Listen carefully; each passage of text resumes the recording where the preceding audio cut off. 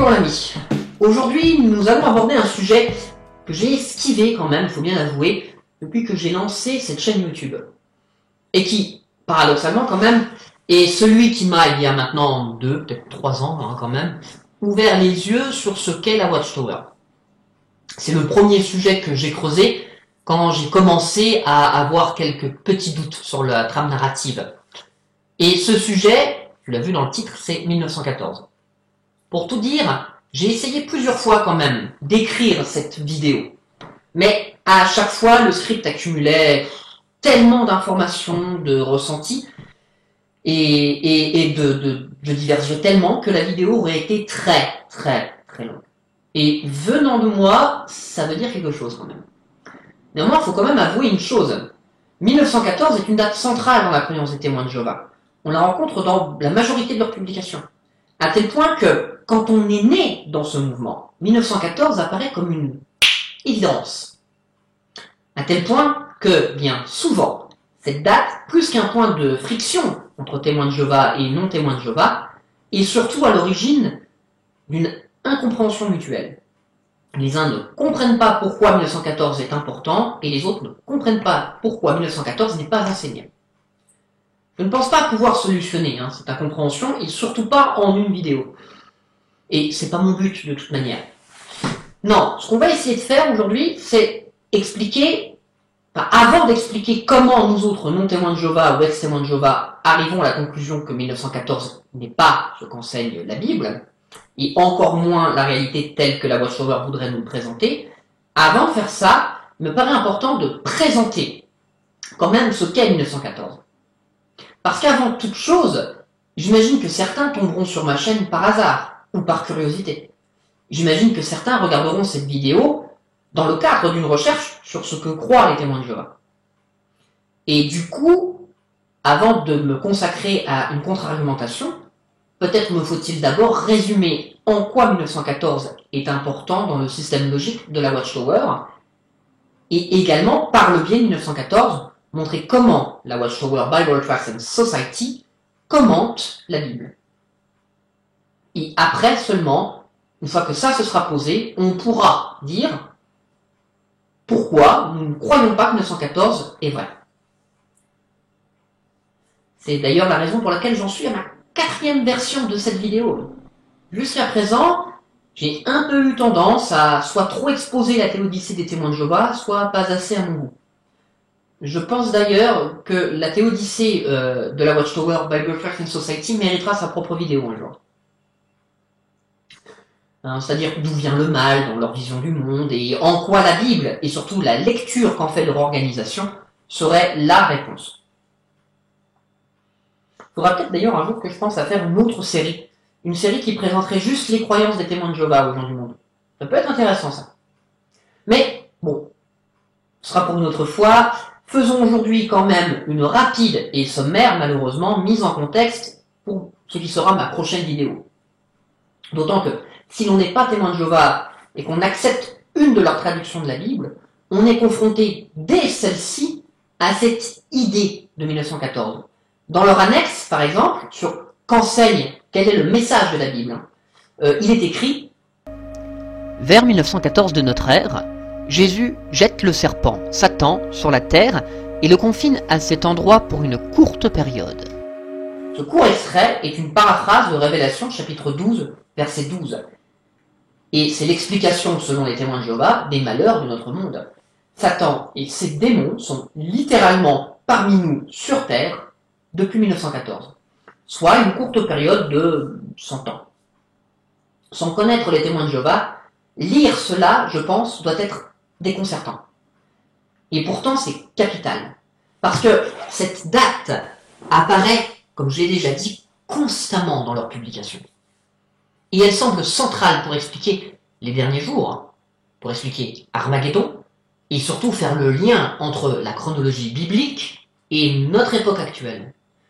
Elle est cruciale pour expliquer l'urgence de leur prédication, et elle est cruciale pour expliquer la présence à notre époque de ce qu'ils nomment un esclave fidèle et avisé, c'est-à-dire un groupe d'hommes qui s'assurent de nourrir spirituellement les serviteurs de Dieu, et donc La preuve que leur religion est 7 esclaves et que par conséquent leur religion est la seule vraie religion à l'heure actuelle. C'est une date donc sur laquelle repose tout leur système de croyance, puisque tout ce que prétendent les témoins de Jéhovah sur eux-mêmes se base sur la véracité de 1914. Alors, posons-nous d'abord cette question. Pourquoi 1914 est-il important pour les témoins de Jéhovah et comment en arrive-t-il, et surtout comment en arrive-t-il à cette date? La doctrine de 1914 de la Watchtower est l'une des plus importantes, parce que c'est la fin du temps des gentils, ou le temps des nations. La fin de ce temps est, pour eux, l'indication que le royaume de Dieu va très bientôt détruire ce monde méchant. La doctrine de 1914 de la Watchtower est donc l'une des doctrines les plus importantes, quoique fragile, mais nous le verrons la prochaine fois, auxquelles les témoins de Jéhovah adhèrent. Pour cette raison, il est essentiel, je pense, non seulement de souligner l'importance de cette doctrine auprès des témoins de Jéhovah, mais, et je le ferai aussi également dans cette vidéo, de signaler gracieusement ces erreurs. Ce qui sera le thème néanmoins principal de la prochaine vidéo. Mais on va le faire un peu quand même aujourd'hui, quand il y a des choses qui titillent. Parce qu'en effet, si un témoin de Jéhovah commence à remettre en question une doctrine aussi fondatrice que 1914, d'expérience, je peux vous le dire, cela risque de le conduire à remettre en question d'autres enseignements importants de la Watchtower. Leur récent livre, Le culte pur de Jéhovah enfin rétabli, illustre assez bien ce que croient ceux qui se réclament de l'organisation, et on va donc lire 2 passages afin de comprendre ce qu'est cette base doctrinale.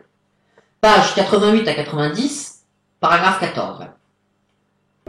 Jusqu'en 607 de notre ère, la nation élevée dont parle la prophétie était le royaume de Juda. Mais en 607, les Babyloniens ont détruit sa capitale Jérusalem. Ils ont aussi détrôné et fait prisonnier le roi Sédécias. Le royaume a alors été abaissé. À partir de ce moment-là, plus aucun descendant de David n'a régné à Jérusalem. Des nations non juives, jusque-là basses, se sont retrouvées élevées. Elles ont dominé la terre. Mais cela n'a duré qu'un temps. En effet, le temps accordé aux nations a pris fin en 1914, lorsque Jéhovah a investi Jésus-Christ de la royauté. Jésus est un descendant du roi David. Il a donc le droit légal de recevoir le royaume messianique. Fidèle à sa promesse, Jéhovah a donné à David un héritier permanent qui est à la tête d'un royaume éternel. Cet héritier est Jésus. C'était le premier passage. Un passage qui nous amène à considérer 1914 comme un fait, sans vraiment nous expliquer comment on en arrive à cette compréhension. Voyons voir si le deuxième passage sera plus clair. Page 104, paragraphe 23. Notre étude de la Bible nous a appris qu'en 1914, le monde méchant actuel est entré dans ses derniers jours. Pour les serviteurs de Jéhovah, ce n'est pas une mauvaise nouvelle. Au contraire, la Bible indique que 1914 a aussi marqué le début d'une époque passionnante, les temps du rétablissement de toutes choses. Qu'est-ce qui nous permet de dire cela? Ce qui s'est passé au ciel en 1914. Jéhovah a intronisé Jésus-Christ, le roi messianique. Pourquoi cet événement constituait-il le début du rétablissement? Rappelons-nous que Jéhovah avait promis à David que sa dynastie exercerait le pouvoir pour toujours.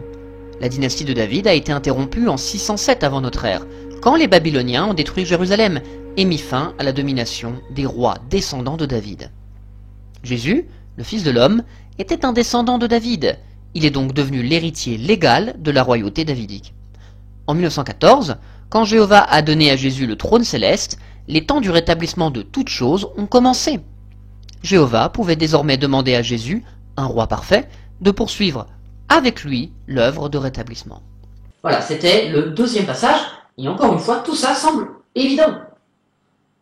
Quand on n'est pas né à l'intérieur du mouvement, ou qu'on n'a pas passé quelques années dedans, ça paraît étrange. Parce que le résumé le plus parfait de ce qu'est 1914, et de ce que ça représente pour un témoin de Jéhovah, c'est globalement ce qu'on trouve dans la tour de garde de septembre 2020, page 13. Le jour du Seigneur a commencé en 1914, quand Jésus est devenu roi, et il se poursuivra jusqu'à la fin de son règne de 1000 ans. Bien sûr, ce n'est qu'un microscopique échantillon des centaines, peut-être même des milliers de déclarations faites sur ce sujet. Officiellement, la prédication et toute l'activité de la Watchtower Bible Tracts and Society et de tout ce qui dépend d'elle met l'accent sur l'établissement du royaume et l'intronisation de Jésus-Christ en 1914. Parce que dans leur manière de l'appréhender, cette date ne peut être négligée. Si Jésus n'a pas été intronisé en 1914, en plus de l'établissement du royaume céleste de Dieu, alors quand ces événements auraient-ils pu se produire? C'est ça la question que te posera tout témoin de Jéhovah à qui tu contesteras la véracité de cette date. Ils ne peuvent pas penser autrement que en fonction de 1914. Quand ils viennent à ta porte, c'est en définitive, plus que la bonne nouvelle, cette date qu'ils t'apportent. C'est elle qui transparaît dans les messages que l'on peut lire dans la tour de garde, dans le Réveillez-vous, dans leurs publications. Par exemple, quand tu vas lire dans la tour de garde de mai 2016, en page 11, les chefs de la chrétienté ne prêchent pas le royaume de Dieu. Et quand ils parlent du royaume de Dieu, en général, ils disent que c'est un sentiment dans le cœur des chrétiens. Ils n'enseignent pas que c'est un gouvernement au ciel, dirigé par Jésus. Ils préfèrent parler de Jésus plutôt à Noël ou à Pâques. Ils n'expliquent pas non plus que le royaume réglera tous les problèmes des humains, ni qu'il va bientôt faire disparaître toute la méchanceté de la terre. C'est clair que les chefs de la chrétienté ne savent pas ce que Jésus fera dans son rôle de roi du royaume messianique. Et puisqu'ils ont oublié quel message Jésus a dit de prêcher, ils ont oublié avec quel mobile ils devraient prêcher. Tu as lu le passage? Eh bien, quand tu es témoin de Jéhovah, quel est le message que ça transmet? Très simple. Le message, c'est que la chrétienté, son erreur, est qu'elle n'enseigne pas un royaume au sens politique du terme, instauré en 1914. Que comprend la bonne nouvelle? L'évangile des témoins de Jéhovah? Comme indiqué dans leur propre traduction, ce que nous venons de lire tout à l'heure, c'est la date de 1914. C'est ça, leur bonne nouvelle. Les témoins de Jéhovah sont fiers de leurs efforts d'évangélisation en affirmant qu'aucune autre religion ne se rapproche de ce qu'ils enseignent et accomplissent, et en particulier sur 1914. Pourtant, ils ajoutent cette date au message de la Bible. Pourquoi le font-ils? On ne va pas répondre exactement à cette question aujourd'hui. On va juste s'intéresser au comment. Mais je suis sûr dans les commentaires, je vais avoir des réponses au pourquoi. Parce que, après tout, à aucun moment, la date de 1914 n'apparaît clairement et distinctement dans la Bible. Et il serait donc très aisé de leur répondre que leur enseignement se permet de rajouter cette date à l'Évangile. Il fut même un temps où l'organisation était fière d'avoir fait elle-même ce rajout à l'Évangile. Et elle le présentait comme tel. Vous voulez une preuve? On va lire une ancienne tour de garde. Je le fais pas souvent, mais parfois c'est utile. Tour de garde du 15 mars 1968, page 177, paragraphe 1. Depuis la fin des temps des gentils en 1914, une addition d'une grande importance pour notre époque a été faite à la bonne nouvelle de Dieu que Jésus-Christ avait coutume de prêcher en Orient, dans le plus grand nombre possible de villes, selon ce qu'il déclara lui-même en une certaine occasion. À d'autres villes aussi, je dois déclarer la bonne nouvelle du royaume de Dieu, parce que c'est pour cela que j'ai été envoyé. Après sa mort, sa résurrection et sa glorification dans les cieux, ses apôtres et ses fidèles disciples ont prêché la bonne nouvelle du royaume de Dieu à venir.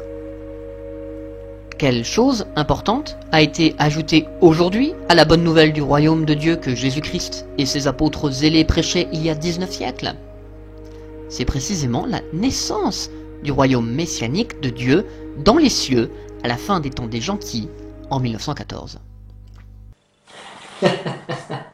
Cette citation montre que l'évangile des témoins de Jéhovah n'est pas seulement différent de celui des chrétiens actuels, mais qu'il est aussi différent de ce que Jésus et ses apôtres ont enseigné à l'Antiquité.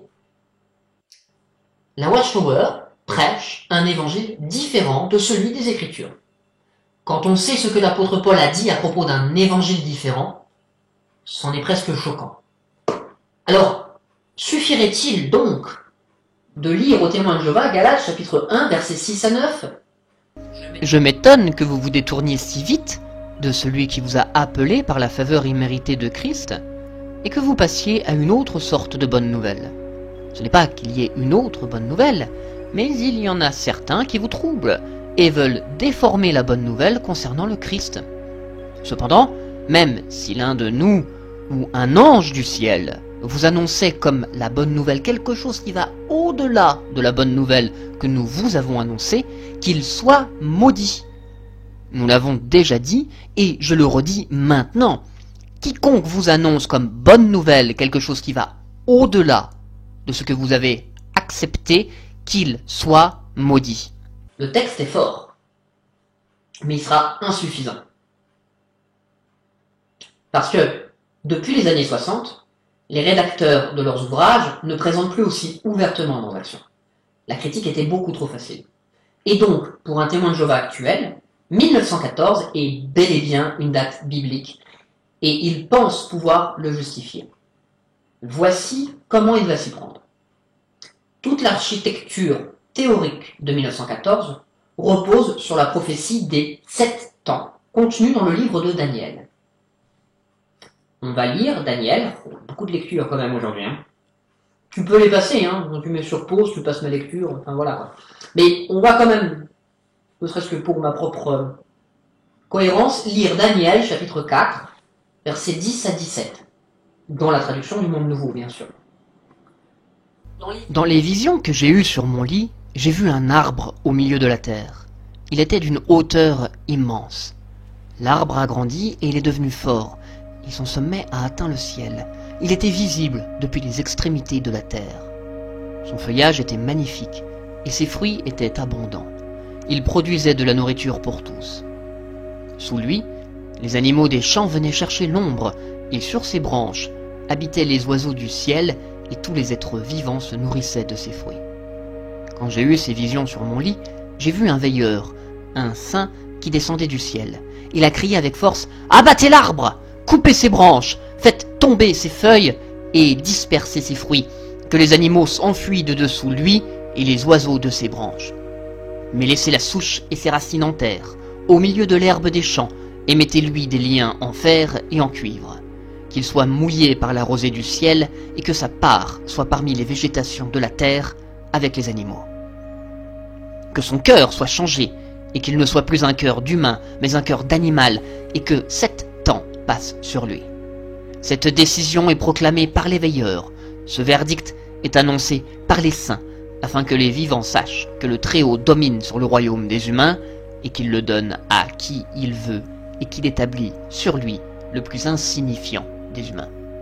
Pour les témoins de Jéhovah, cette prophétie fait partie des prophéties qui ont eu plusieurs accomplissements.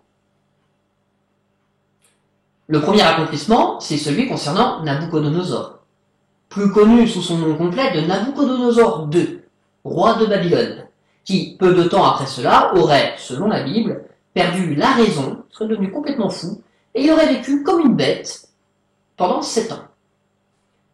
D'ailleurs, petit aparté, mais Nabuchodonosor, il est quand même plutôt important, parce que son règne dure 43 ans. 43 ans, ça correspond aux 2/3 de la durée de l'Empire néo-babylonien. C'est aussi le mec qui est le conquérant du royaume de Juda. C'est donc lui qui est responsable de la destruction du temple de Salomon et de la déportation de la population de Juda. De plus, comme ça, parce que j'aime bien étaler ma culture, la tradition fait de lui le constructeur des jardins suspendus. Même si de plus en plus de spécialistes contestent leur existence et que certains les verraient en réalité à Ninive. C'est un autre débat. Mais bon, ce qu'on peut en conclure, c'est que le type, il pèse quand même un peu lourd dans l'histoire du monde. Inutile de s'attarder d'ailleurs, outre mesure, sur ce premier accomplissement de la prophétie. Mais juste, voilà, pour info, et parce que je trouve ça intéressant aussi à étudier, il me semble avoir lu plusieurs fois que Ce passage de la folie n'est peut-être qu'une légende inspirée par l'exil de Nabonide, le successeur de Nabuchodonosor II. Je mettrai des liens en description pour que tu puisses te faire ta propre idée sur le sujet. J'en étais où? Ah oui, la premier accomplissement de la prophétie. Bon, l'accomplissement sur Nabuchodonosor, en soi, tout le monde, ou presque, est d'accord avec cette lecture. Parce que en réalité, il suffit de continuer le passage de Daniel, qui est très clair sur ce sujet. Tout cela arriva au roi Nabuchodonosor. Ou comme le traduit la seconde 21, tout cela devient réalité pour le roi Nebuchadnezzar, qui a changé d'orthographe entre-temps. Rien ne semble d'ailleurs, quand on lit ça, laisser penser que la prophétie s'applique à quelqu'un d'autre. Le texte est même plutôt clair sur le sujet. Nabuchodonosor fait un rêve qui le concerne, et il rêve, Dieu lui envoie ce rêve pour l'avertir lui et personne d'autre. Difficile de justifier un deuxième accomplissement quand c'est comme ça. D'ailleurs, fait intéressant, l'interprétation que donne Daniel au roi est différente entre la version des textes masorétiques datant du Moyen-Âge, qui a servi de référence à la Bible des témoins de Jéhovah et à la majorité des Bibles modernes, comme en particulier la seconde 21, mais en français il y a très peu de Bibles qui prennent en compte d'autres textes. Donc on a une différence entre ce texte du Moyen-Âge et le texte des Septante grecs, datant de l'Antiquité, et qui était celui quand même plus couramment utilisé par les premiers chrétiens. Donc ça peut être aussi intéressant de lire ce que disent les Septante grecs. L'interprétation du rêve dans la traduction du Monde Nouveau, c'est ça. Tu seras chassé de chez les humains et tu habiteras avec les animaux des champs. On te donnera de la végétation à manger, comme au taureau. Tu seras mouillé par la rosée du ciel, et 7 temps passeront sur toi, jusqu'à ce que tu comprennes que le Très-Haut domine sur le royaume des humains et qu'il l'accorde à qui il veut. Mais comme on a dit de laisser la souche de l'arbre avec ses racines, ton pouvoir royal te sera rendu quand tu auras compris que c'est le ciel qui domine. C'est pourquoi, ô roi, puisses-tu accepter mon conseil. Renonce à tes péchés et fais le bien, renonce à tes fautes et témoigne de la miséricorde aux pauvres. Peut-être profiteras-tu de ta prospérité plus longtemps encore. D'ailleurs, j'en reviens encore une fois sur ça, mais un avertissement très clair, vraiment pour le roi. Et c'est encore plus clair quand on lit les versions des Septante, versions plus anciennes que celles qui servent de base à la plupart des traductions, dont la traduction du Monde Nouveau. Les Septante nous disent: À toi il est dit, Nabuchodonosor, roi. La royauté de Babylone t'est enlevée, et à un autre elle est donnée, à l'homme le plus méprisé en ta maison, afin que tu saches que le Dieu du ciel a pouvoir sur la royauté des hommes, et à qui il veut la donne. Au lever du soleil, un autre roi se grandira en ta maison, et jouira de ta gloire, de ta force et de ta puissance. Et les anges te poursuivront durant 7 ans, et tu ne seras pas vu, et tu ne parleras avec aucun homme. D'herbe comme un bœuf on te nourrira, et de verdure de la terre sera ta provende. En place de tes honneurs on va te lier, et la maison de tes plaisirs et de ta royauté un autre l'aura. Dès le matin tout cela s'accomplira sur toi, Nabuchodonosor, roi de Babylone, et rien de tout cela n'y manquera. Je te laisse un peu cogiter sur la portée de ce genre de différence entre deux versions. Mais du coup, on n'a pas répondu à une question essentielle. Tu vois laquelle? Quel est le rapport entre cette prophétie faite à un roi babylonien et la date de 1914 et la fin du temps des nations? Oui, je sais, je donne l'impression d'esquiver le sujet. C'est un peu vrai. Alors on va se lancer. Pour le collège central, la prophétie des 7 temps, contrairement à ce que laisse penser une simple lecture de ce passage, n'annonce pas seulement une interruption du règne du roi de Babylone, mais aussi de la domination de Dieu lui-même. Rien de ça. Ils en arrivent à cette conclusion grâce au verset 17. Cette décision est proclamée par les veilleurs. Ce verdict est annoncé par les saints, afin que les vivants sachent que le Très-Haut domine sur le royaume des humains, et qu'il le donne à qui il veut, et qu'il établit sur lui le plus insignifiant des humains.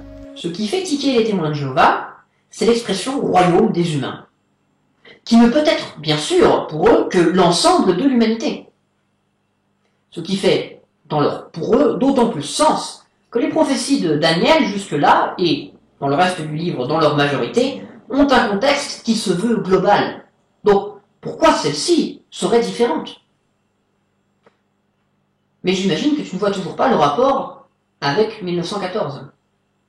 Eh bien, le rapport, c'est l'arbre, qui est coupé, puis revient à la vie. Tout comme la royauté de Nabuchodonosor fut interrompue, puis rétablie. Eh bien, pour les témoins de Jéhovah, il en est de même de la domination divine qui fut interrompue pendant ces fameux 7 ans. Mais il va quand même falloir apporter une petite précision. Quand ils parlent de la domination de Dieu, de quelle domination font-ils? Ils parlent de quelle domination? Eh bien, ils font référence au trône de Jéhovah, c'est-à-dire la royauté d'Israël. Mais, comme les Israélites étaient de mauvais serviteurs de Dieu, et que leur Dieu est un Dieu vengeur et caractériel, il les a punis en permettant aux Babyloniens de les conquérir et de mettre fin au règne de la dynastie de David, et donc à sa propre domination. C'est ainsi que le Collège central estime que commence le compte des 7 ans.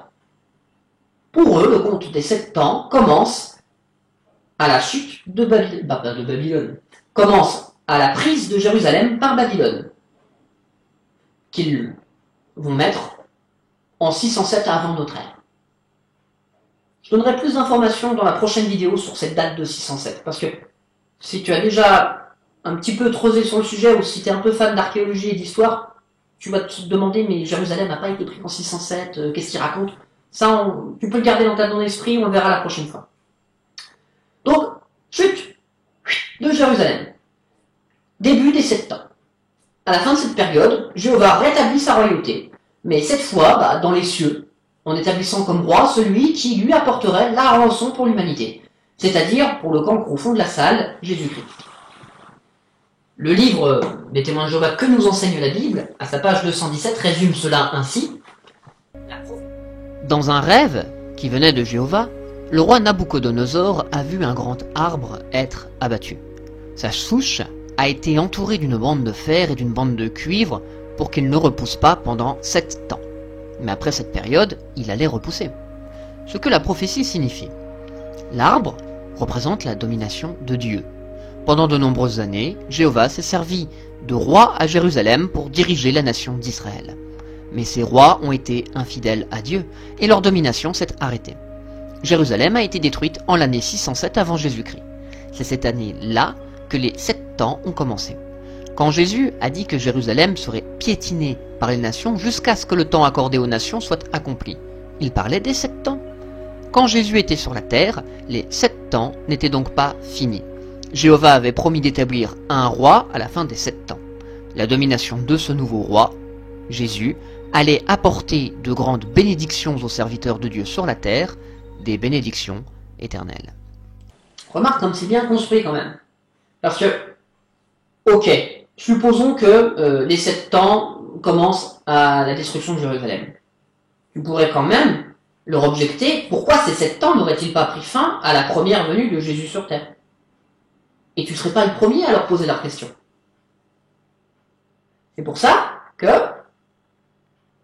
en ayant réfléchi quand même à tout un tas de contre-arguments, ils en ont conclu, et nous venons de lire, que c'est parce que Jésus déclare en Luc chapitre 21, verset 24, « Ils tomberont sous le tranchant de l'épée, ils seront emmenés captifs dans toutes les nations, et Jérusalem sera piétinée par les nations jusqu'à ce que le temps accordé aux nations soit accompli. » C'est vrai que dit comme ça, manifestement les temps étaient encore au cours à l'époque de Jésus. Donc la fin des temps, la fin des 7 temps, doit forcément être plus tardive. C'est bien pensé quand même. Mais quand? Alors, comme je l'ai déjà dit plus tôt, pour les témoins de Jéhovah, les 7 temps commencent à la chute de Jérusalem face aux armées babyloniennes. On a donc un point de départ. Date qu'ils fixent arbitrairement à 607 avant notre ère. Je vous expliquerai pourquoi je dis que c'est arbitraire. En effet, c'est à ce moment qu'est déposé le dernier roi d'Israël, laissant vacant le trône de Dieu sur terre. Mais cela ne sera pas définitif. Après tout, Ézéchiel chapitre 21, versets 26 à 27, déclare « Voici ce que dit le souverain Seigneur Jéhovah. Retire le turban et enlève la couronne. Les choses vont changer. Élève celui qui est bas et abaisse celui qui est élevé. Une ruine, une ruine, une ruine. Voilà ce que j'en ferai. Et elle n'appartiendra à personne jusqu'à ce que vienne celui qui a le droit légal, et je le lui donnerai. » Donc, pour un témoin de Jéhovah, cela signifierait que quelqu'un de légitime reprendrait le droit royal plus tard. Jamais, bien sûr, ne nous est expliqué comment est fait le lien entre ces différents passages. Mais pour les besoins du jour, faisons comme si c'était normal et naturel. Parce que il s'y cache quand même une certaine logique interne. Et ça peut être séduisant. Alors, bien sûr, comme aucun roi ne s'est historiquement plus jamais présenté, et que la Bible ne peut pas se tromper, le Collège central arrive à la conclusion que l'accomplissement de cette prophétie ne peut concerner que Jésus, qui est doublement descendant de David. Tu l'as sûrement donc déjà compris, le retour du roi n'est donc pas celui d'Aragorn, fils d'Arathorn, mais de Jésus, et il n'aura lieu qu'à la fin des 7 temps de la prophétie de Daniel.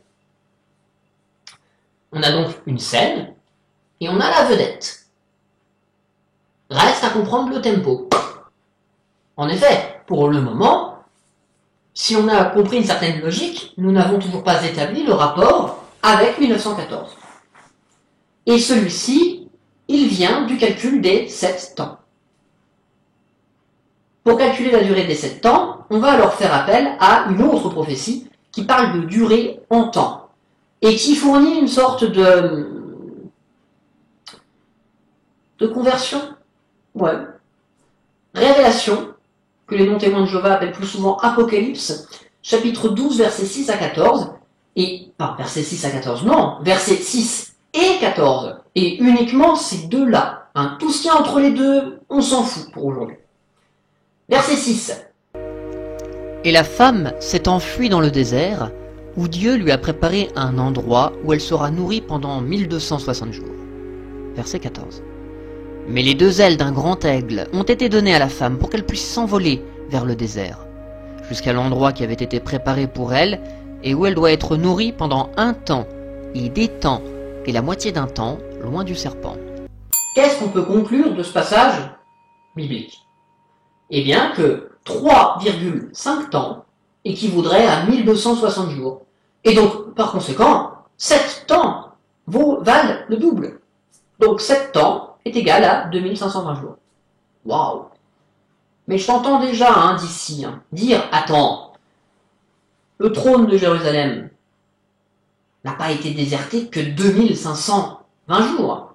Enfin, je veux dire, ça fait beaucoup plus que 7 années. Il n'y a plus de roi à Jérusalem. Et tu as raison. Ce trône est déserté depuis plus de 2 millénaires. Donc non, décidément, nous n'avons pas encore tout compris. Heureusement que les hommes spirituels qui sont à leur tête ont la direction de l'Esprit Saint. Parce que sinon, nous ne serions pas capables de comprendre la suite. Pour que tout cela fonctionne, il faut mettre ces 2 prophéties en parallèle avec Nombre, chapitre 14, verset 34. Conformément au nombre de jours durant lesquels vous avez exploré le pays, 40 jours, vous porterez le poids de vos fautes pendant 40 ans. 1 jour pour une année, 1 jour pour une année. Ainsi vous saurez ce qu'il en coûte de s'opposer à moi. Et pour donner plus de poids à cette conversion du jour en année, est aussi fait appel à Ézéchiel, chapitre 4, verset 6. Tu devras faire ainsi jusqu'au bout de ces jours. Puis tu te coucheras de nouveau, mais cette fois-ci sur ton côté droit. Tu porteras la faute du peuple de Juda pendant 40 jours. 1 jour pour une année, 1 jour pour une année. Voilà ce que je t'ai imposé. Grâce à ces 2 passages, les témoins de Jéhovah peuvent désormais non plus parler de jours, mais d'années. Soit dit en passant, pourquoi cela et pas les passages qui nous disent qu'un jour correspond à 1000 ans? Parce que ce serait trop long pour leur logique. Bref, grâce à cette conversion, la vacance de leur royauté est enfin compréhensible. Et elle est conciliable avec l'observation la plus basique de l'histoire, puisque cette vacance du trône de Jéhovah sur terre correspond à une période de 2520 ans. C'est ce que nous dit le livre qu'enseigne la Bible. Les 7 ans ont duré 2520 ans. Si on compte 2520 ans à partir de l'année 607 avant Jésus-Christ, on arrive à 1914. Il n'y a pas d'année zéro. C'est l'année où Jéhovah a fait de Jésus-Christ le roi de son royaume au ciel. Comment sait-on que les 7 temps ont duré 2520 ans? La Bible dit que 3 temps et demi correspondent à 1260 jours. 7 temps, c'est 2 fois plus, c'est-à-dire 2520 jours. Mais une règle qui s'applique aux prophéties dit 1 jour pour une année. Donc 2520 jours correspondent à 2520 ans. 1 jour pour une année. Quand on veut expliquer la création, c'est 1 jour pour 1000 ans. Mais manifestement, il y a une règle spécifique pour les prophéties. Donc grâce à cette règle spécifique qui vient d'être établie, nous pouvons décemment penser que selon leur calcul, et j'y reviendrai dans la prochaine vidéo, parce que c'est leur plus gros point faible quand même, Jérusalem étant tombée en octobre 607 avant notre ère, eh bien Jésus est effectivement revenu en octobre 1914. Et puis, il faut l'avouer quand même, que c'est d'autant plus convaincant que ce retour correspond à des événements mondiaux plus qu'impressionnants, à 1 mois près. La Première Guerre mondiale, après tout, ne pourrait pas s'expliquer autrement que comme le signe de la fin des temps. Autre chose qu'il faut savoir aussi sur le sujet. Bien souvent, les témoins de Jéhovah sont assez fiers d'être les seuls à voir ce lien entre les prophéties et à pouvoir faire le calcul. On l'a lu tout à l'heure. C'est même quelque chose qu'ils reprochent aux autres mouvements qui se réclament du christianisme. 1914 et le calcul qui a permis d'y arriver prouverait leur compréhension supérieure de la Bible. Alors, cher ami, désolé de te décevoir, mais c'est complètement faux. Toute cette histoire de l'arbre comme symbole de l'absence du roi sur le trône de Juda pendant une période de plus de 2000 ans, c'était déjà un enseignement de plusieurs pasteurs anglais puis américains depuis au moins 1823 et les écrits de l'adventiste John Aquila Brown. Ce bon monsieur a publié une thèse dans laquelle il affirmait que le livre de Daniel prophétisait 7 fois de 360 ans chacun, c'est-à-dire 2520 ans, depuis l'accession de Nabuchodonosor jusqu'à la fin du monde. Il en concluait donc que le monde se terminerait en 1917. Russell l'a simplement modifié de 3 ans. C'est ça la vérité sur la vérité. Après John Aquila Brown, plusieurs se sont eux aussi lancés dans le calcul de la seconde venue du Christ, avec pour résultat une grande variété de dates, pour la simple et bonne raison que le calcul a besoin d'un point de départ, et que si je change le point de départ, le résultat devient différent. Par exemple, William Miller arrivait à 1843, et après il l'avait modifié à 1844. Russell n'a donc pas proposé ses propres doctrines. Il était simplement la prochaine étape logique dans le mouvement adventiste qui avait donné naissance à cette interprétation. Au passage, d'ailleurs, il est important de noter que John Aquila Brown a couru les 7 fois depuis l'année d'accession de Nabuchodonosor en 604 avant notre ère, ce qui l'amenait à 1917. Cependant, Barbour et Russell, à qui on doit 1914, ont insisté sur le fait que la 18e année de Nabuchodonosor,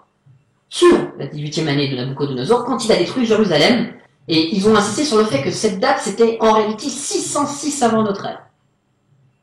Comme après, ils se sont rendus compte qu'il n'y avait pas d'année zéro, ils ont refait leur calcul des 2520 ans, et ont fait leur calcul en partant de 607. Leur calcul de 2520 ans conduisait donc à 1914. Une fois que l'année zéro a été retirée, officiellement, seulement en 1944 quand même, 606 devait être ajusté, et ça a été fait, on est arrivé à 607. En définitive, Russell a obtenu 606 1914 en le piquant à Barbour, en calculant 2520 ans, qui était lui-même un calcul piqué à William Miller, qui lui-même l'avait piqué à d'autres. C'est marrant, non? On est donc face à une authentique évolution de concept. on est en plein cœur du principe de la mémétique appliquée à la religion.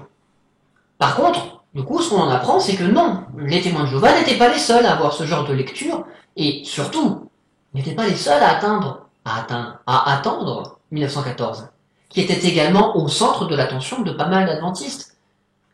En tout cas, ceux qui écoutaient encore Barbour, hein. Le mouvement religieux, hein, les adventistes étant le mouvement religieux duquel les témoins de Jéhovah ont fait schisme.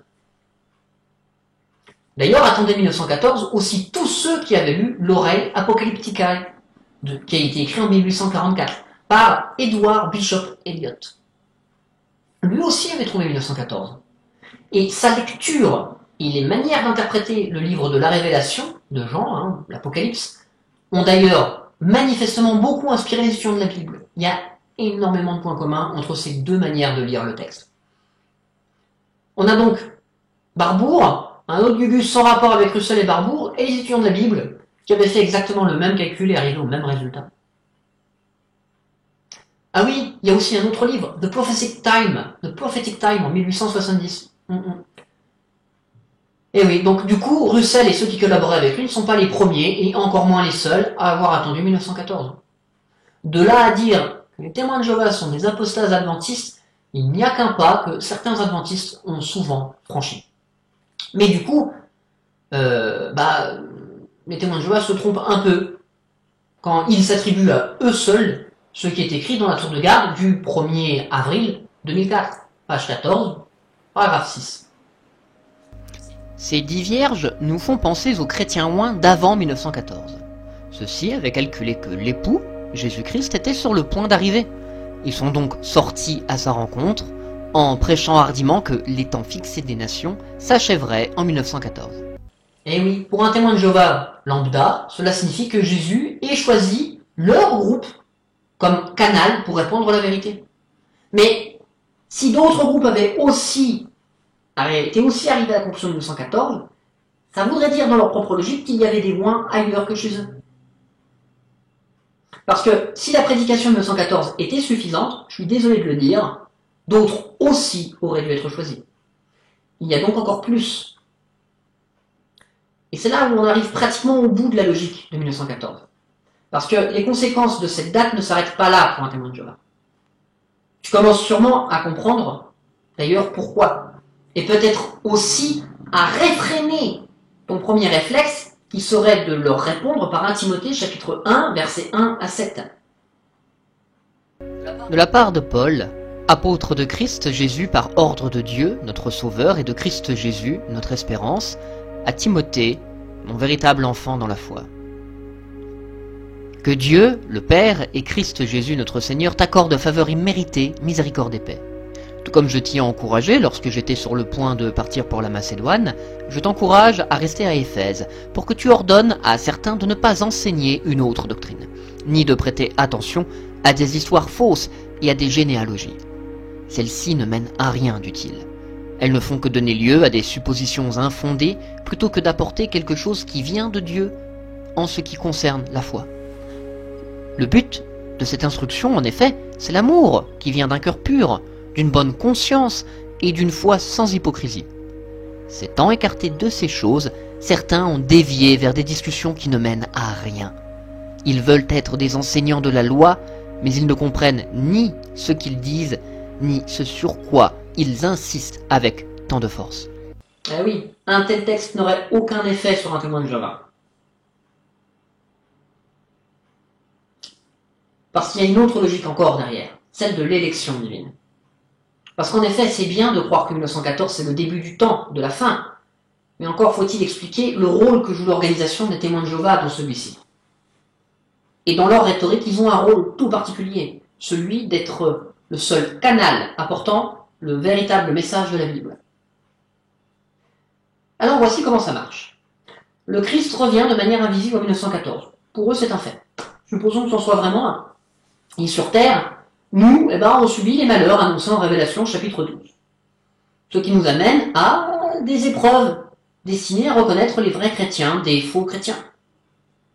Autant le dire tout de suite, les étudiants de la Bible de l'époque n'ont pas compris ce qui se passait.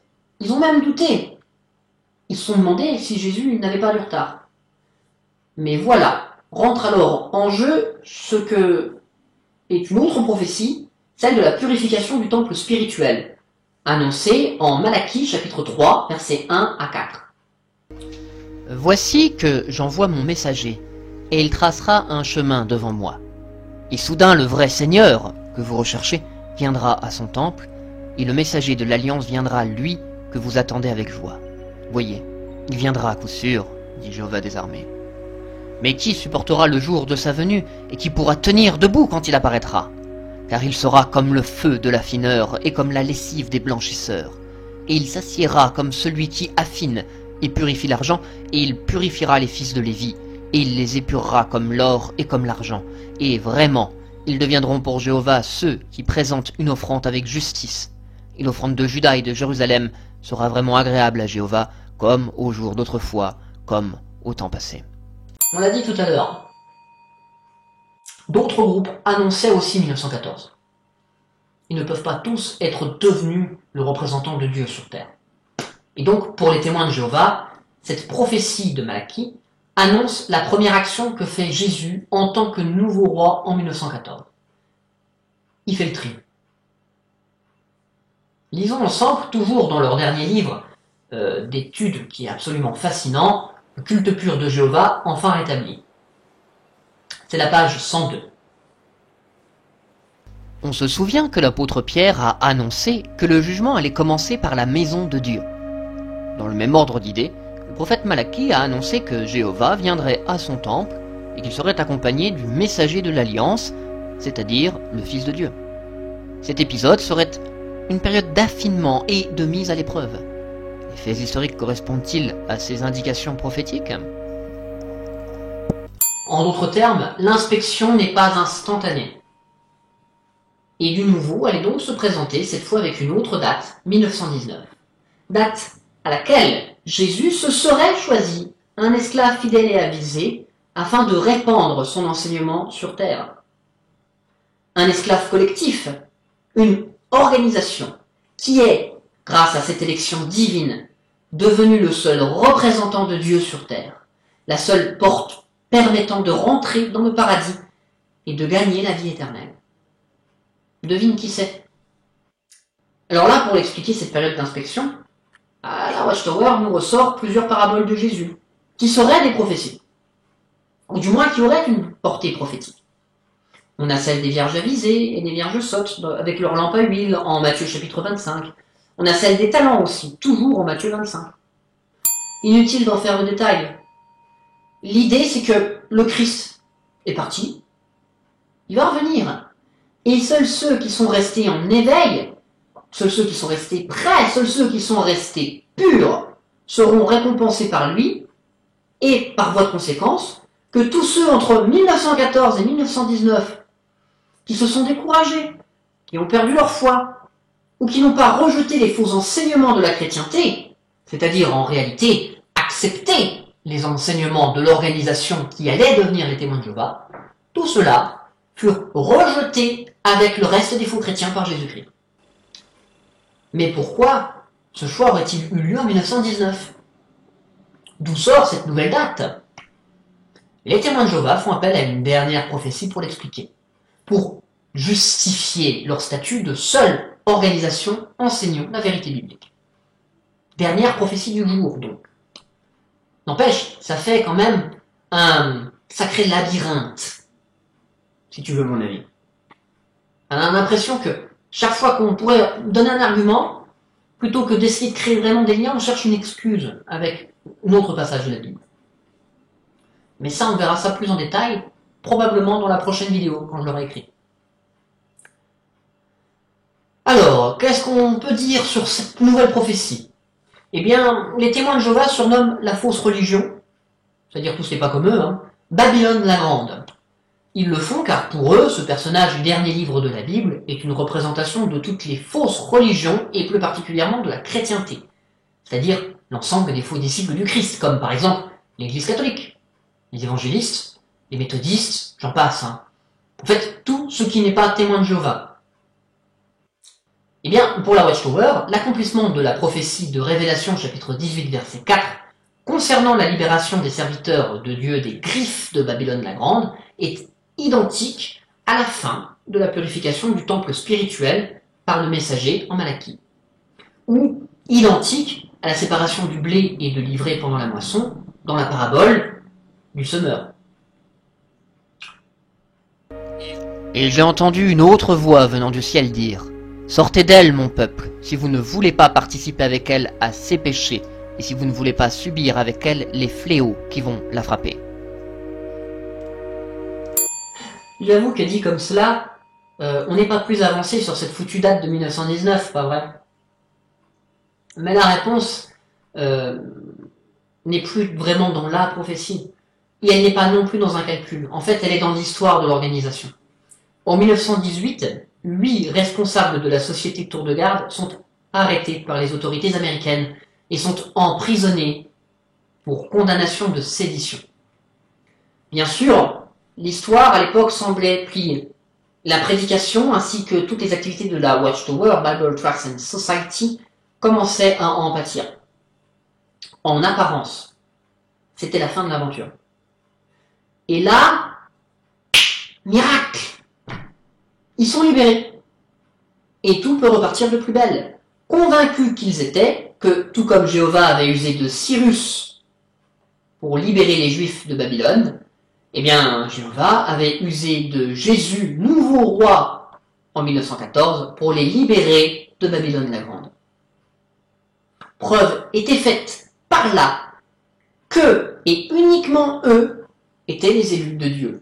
Ce que Jésus utiliserait pour dispenser son enseignement sur terre et préparer l'humanité au rétablissement de la souveraineté divine à la fin des temps. Encore une fois, j'invente pas cette explication. Elle nous est racontée pour la énième fois dans leur livre d'études parmi les plus récents, je pense que tu as compris duquel je parle, le fantastique, le merveilleux, le culte pur de Jéhovah, enfin rétabli, page 102 à 103. Absolument. La période allant de 1914 au début de 1919 a été un temps d'épreuve et d'affinement pour les étudiants de la Bible, nom que portaient à l'époque les témoins de Jéhovah. En 1914, de nombreux adorateurs de Dieu sur la terre ont été déçus parce que la fin du monde n'était pas arrivée comme ils l'espéraient. Leur déception s'est accentuée en 1916, à la mort de frère Russell, qui avait dirigé l'activité du peuple de Dieu avec beaucoup d'énergie. Certains chrétiens, qui ressentaient un attachement exagéré pour frère Russell, ont essayé d'entraver l'action de frère Rutherford, qui avait succédé à frère Russell. Les divisions qui sont apparues à ce moment-là ont failli provoquer une scission de l'organisation en 1917. Puis, en 1918, manifestement à l'instigation du clergé, frère Rutherford et 7 de ses collaborateurs ont été mis en accusation, condamnés injustement et emprisonnés. Le siège de l'œuvre à Brooklyn a été fermé. Le moins qu'on puisse dire, c'est que le peuple de Dieu n'avait pas encore été libéré de Babylone la Grande. Mais que s'est-il passé en 1919 ? Un revirement de situation. Au début de l'année 1919, frère Rutherford et ses collaborateurs ont été libérés. Ils se sont immédiatement remis au travail. Très rapidement, ils ont organisé une assemblée mémorable et ont décidé de faire paraître une nouvelle revue, L'Âge d'Or, devenue depuis Réveillez-vous. Cette nouvelle revue était destinée à être diffusée dans le cadre du ministère public. De plus, dans chaque assemblée, un frère a été chargé d'organiser la prédication et de stimuler le zèle des proclamateurs.